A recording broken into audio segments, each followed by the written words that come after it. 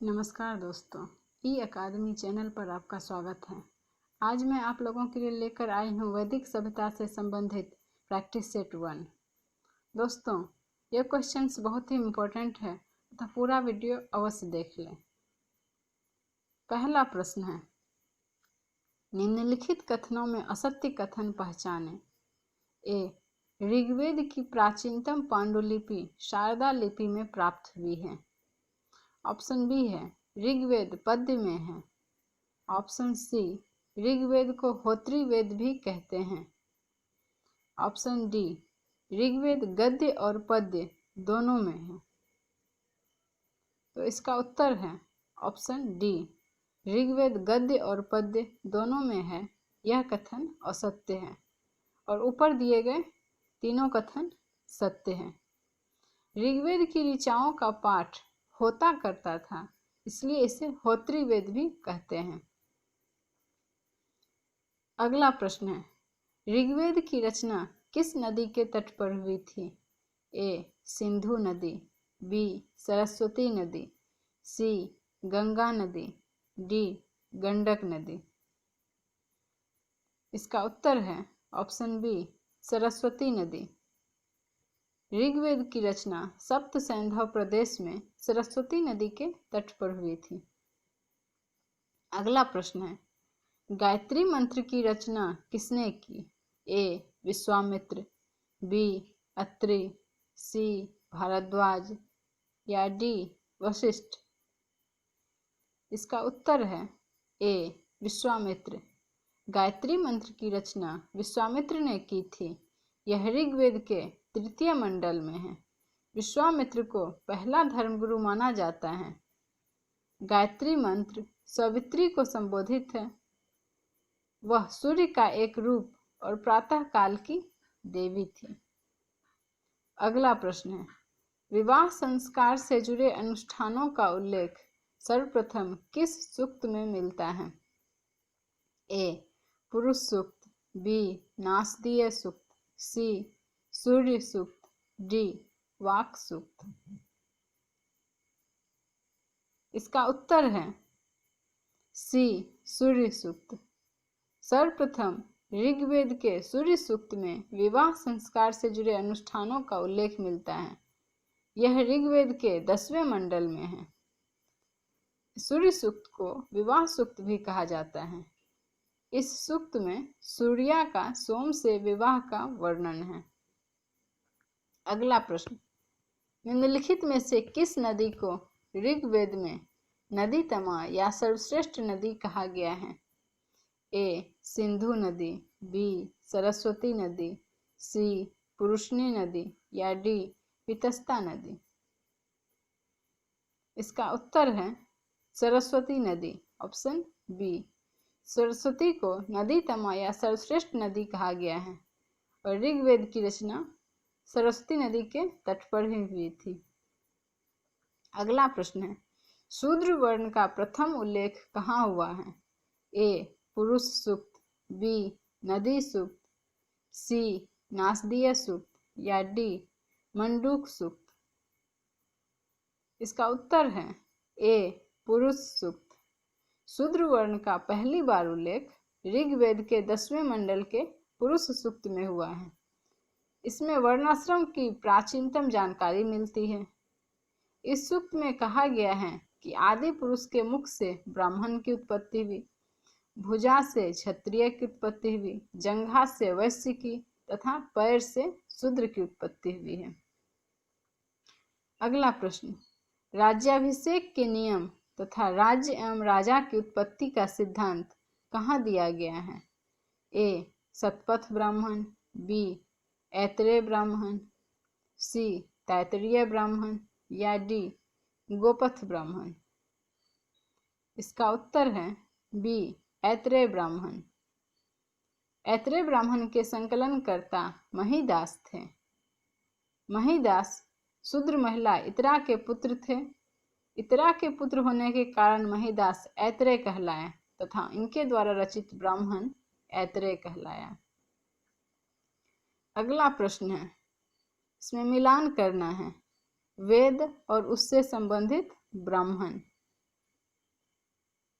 तो इसका उत्तर है ए ऋग्वेद का ऐतरेय ब्राह्मण, सामवेद का पंचविश ब्राह्मण, यजुर्वेद का शतपथ ब्राह्मण और डी अथर्ववेद का गोपथ ब्राह्मण।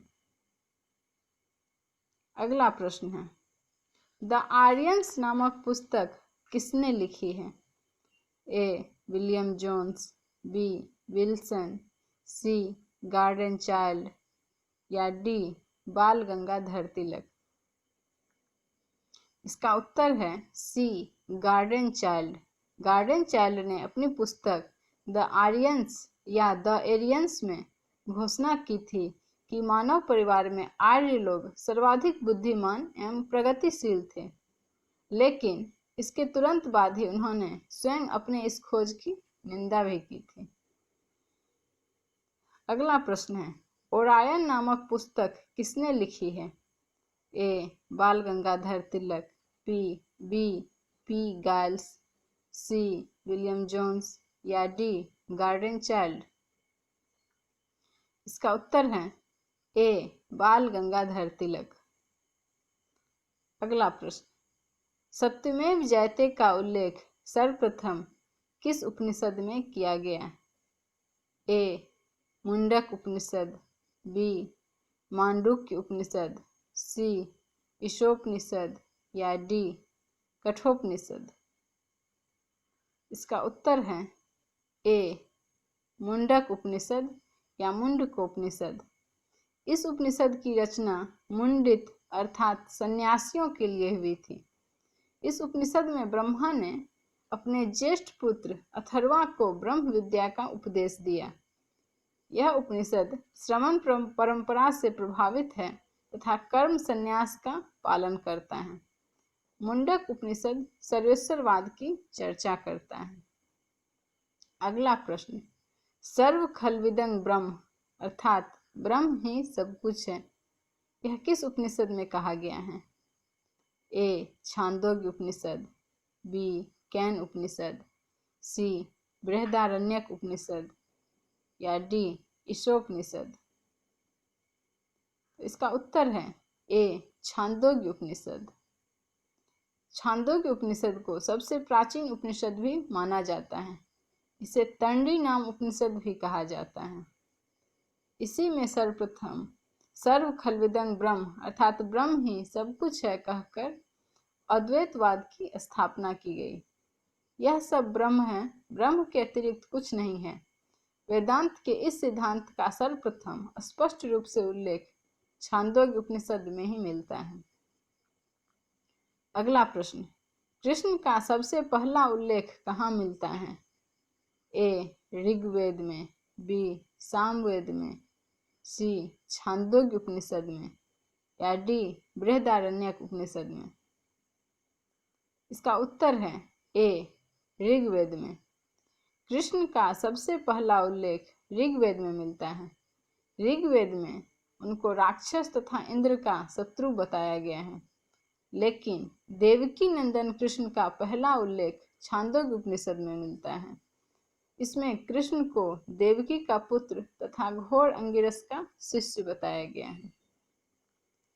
अगला प्रश्न है, यम नचिकेता संवाद किस उपनिषद में है? ए छांदोग्य उपनिषद, बी बृहदारण्यक उपनिषद, सी कठोपनिषद या डी ईशोपनिषद। इसका उत्तर है सी कठोपनिषद। कठोपनिषद में यम नचिकेता संवाद वर्णित है। इसमें यम ने नचिकेता को ओम एवं आत्मा का महत्व समझाया है। ओम ही ब्रह्म बताया गया है। आत्मा को पुरुष मानते हुए यम ने कहा है, आत्मा का ना तो कभी जन्म होता है और ना ही मृत्यु, यह अजन्मा एवं अनश्वर है। अगला प्रश्न, बुद्ध के अष्टांगिक मार्ग का स्रोत कौन सा उपनिषद है? ए छांदोग्य उपनिषद, बी तैत्तिरीय उपनिषद, सी कठोपनिषद या डी श्वेताश्वर उपनिषद। इसका उत्तर है बी तैत्तिरीय उपनिषद। बुद्ध के अष्टांगिक मार्ग का स्रोत तैत्तिरीय उपनिषद है। तैत्तिरीय उपनिषद में ब्रह्म को गुहा के अंदर परम व्योम में निहित बताया गया है। यह कहता है कि विज्ञान ही सब देवता है, वही ब्रह्म है और आनंद ही ब्रह्म का परम रूप है। दोस्तों, आज के लिए बस इतना ही। अगर आपको हमारा वीडियो पसंद आया तो लाइक, शेयर और सब्सक्राइब करना ना भूलें। धन्यवाद।